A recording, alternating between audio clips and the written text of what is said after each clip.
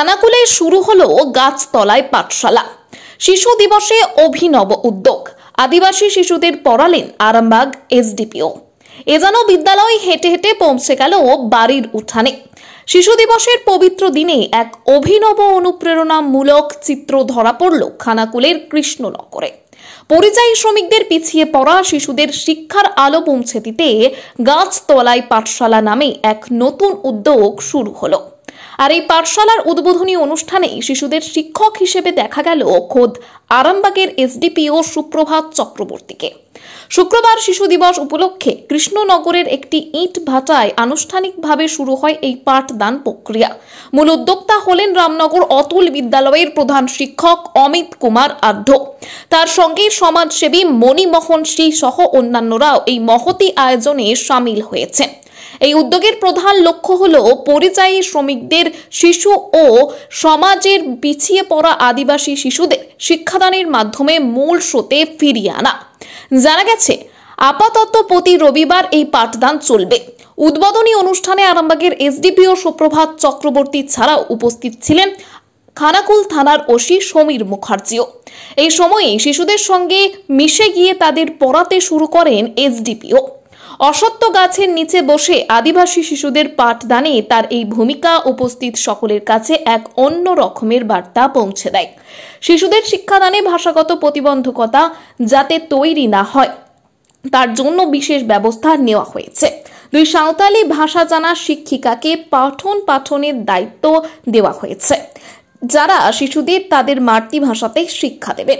শিশু দিবসের উপহার হিসেবে শিশুদের হাতে তুলে দেওয়া হয় সিলেট, পেন্সিল এবং বই।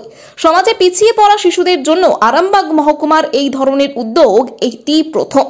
এই গাছতলায় পাঠশালা নিঃসন্দেহে সমাজের প্রতি দায়বদ্ধতা এবং শিক্ষার গুরুত্বের এক উজ্জ্বল দৃষ্টান্ত স্থাপন করল। এই বিষয়ে দেখুন বিস্তারিত। আমাদের অমিত স্যার একটি সত্যি খুব অভিনব উদ্যোগ নিয়েছেন। এইখানে যারা এই ইটভাটাতে যারা কাজ করে তাদের ছেলেমেয়েরা বিভিন্ন রাজ্য থেকে আসে এবং সেই অর্থে প্রথাগত যে স্কুল শিক্ষা তার আওতায় পড়ে না, কিংবা এরাও কিছু দিনের জন্য আসে চলে যায়, তো সেইভাবে রেগুলারিটি মেনটেন হয় না, তো ওদের শিক্ষাটা অবহেলিত থাকে। তো আমাদের একজন প্রথম প্রধানমন্ত্রী, আজকে যার নামাঙ্কিত শিশু দিবস, তিনি একটা কথা বলেছিলেন যে everything can wait but education cannot. সব কিছু ওয়েট করতে পারে, সব কিছু অপেক্ষা করতে পারে, কিন্তু শিক্ষা ওয়েট করতে পারে না, শিক্ষা দাঁড়িয়ে থাকতে পারে না। তো আজকে অমিত স্যার খানাকুলের বুকে, আমি বলবো এটা একটা বৈপ্লবিক একটা চিন্তাভাবনা এবং তার আমরা ইমপ্লিকেশনস গ্রাউন্ড লেভেল মানে সত্যি গ্রাউন্ড লেভেল, একদম গাছতলার নিচে বোর্ড স্লেট আমরাও ইউজ করলাম। এই ভিন রাজ্যের পরিযায়ী যারা শ্রমিক আছে তারা এসে তাদের ছেলেমেয়েরা এখানে ক্লাস করছে এবং তাদের বাবা মাদের মুখে যে হাসিটা, মানে সেটাই সব কিছু বলে দিচ্ছে যে তারা কত খুশি। তারাও কি চায় না যে তাদের ছেলেমেয়েরা পড়াশোনা করুক? নিশ্চয়ই চায়, কিন্তু তারা পেরেও পায় না সেই পরিবেশ, সেই পরিকাঠামো। সেটা অমিত স্যার নিজের দৈনন্দিন ব্যস্ততার বাইরেও একটা প্রচেষ্টা করেছেন। আমি তো চাইবো যে আমাদের খানাকুলের বুকে সকলে এবং আরামবাগ মহকুমার সকলে এই ব্যাপারে অমিত স্যারকে যার পর নয় সাপোর্ট করুক, কেন কি এই উদ্যোগ সত্যি যেন ওয়াইল্ড ফায়ারের মতন চতুর্দিকে যায় এবং শিক্ষার যে দাবানল সেটা যেন সবাইকে গ্রাস করে। তো সেই উপলক্ষে যেটা ভাবনা, আমরা দেখেছি কিছু শিশু যারা ভিন রাজ্যের, কেউ বিহার থেকে, কেউ ঝাড়খণ্ড থেকে আমাদের খানাকুলে এসে থাকে, তারা বছরের অধিকাংশ সময় থাকে। এরা শিক্ষার সঙ্গে, স্কুলের সঙ্গে, বিদ্যালয়ের সঙ্গে, শিক্ষক শিক্ষিকার সঙ্গে কোনোভাবেই সংযুক্ত নয়। এরা আজও এদের মধ্যে শিক্ষা প্রবেশ করতে পারেনি, এদের কাছে শিক্ষা এসে পৌঁছতে পারেনি। তাই এরাও যাতে শিক্ষার আওতায় আসতে পারে, আজ শিশু দিবসে সেই অঙ্গীকার যে এই সমস্ত শিশুদেরও শিক্ষার আঙিনায় নিয়ে আসতে হবে।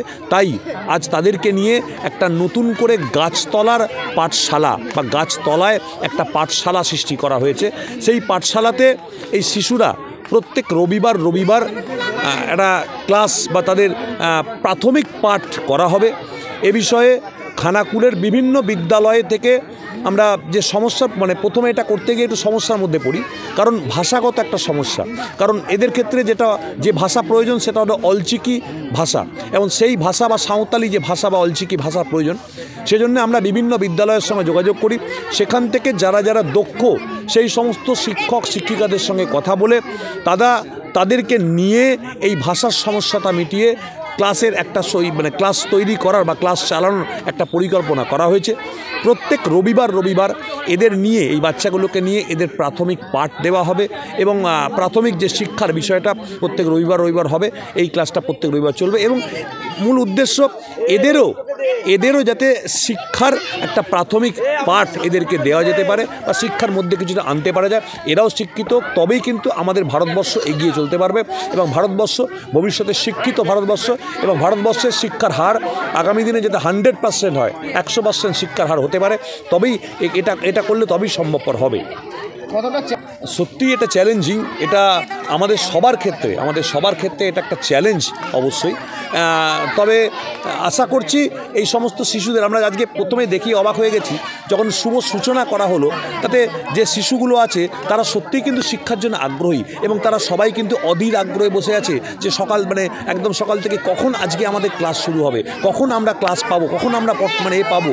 সেই জন্য আশা করি এরাও কিন্তু এদের মধ্যে সেই বোধ বুদ্ধিটা যদি আনা যায়, এরাও শিক্ষাঙ্গনে থাকবে, শিক্ষাঙ্গন থেকে দূরে চলে যাবে না।